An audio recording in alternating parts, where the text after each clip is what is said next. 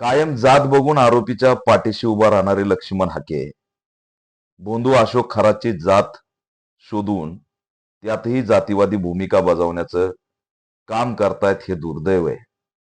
बोंधू अशोक खरातला जात असूच शकत नाही.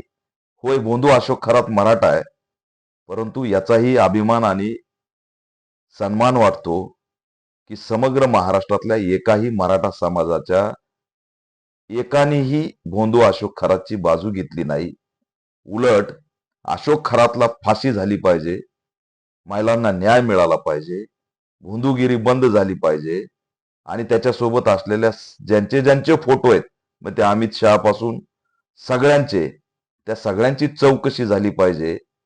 ही मागणी करणारे मराठा समाजातील तरुण आहेत. ते सोशल मीडियामध्ये व्यक्त होताना दिसत आहेत.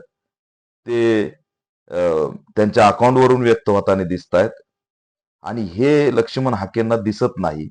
याच्यापेक्षा दुसरा दुर्दैव असू शकत नाही. वाईट वाटतं की कशातही जात शोधायची आणि मराठा नेते का बोलत नाहीत असं म्हणायचं. कोण आहे बोंधू अशोक खरात? जरी मराठा असला तरी त्यांनी एखादं कॉलेज काढलंय, एखादं विद्यापीठ काढलंय? 1500 कोटी त्याच्या आतापर्यंत संपत्तीचा खुलासा तपास यंत्रणेने केलाय. यातला 1 रुपया कधीतरी मराठा समाजासाठी दिलाय?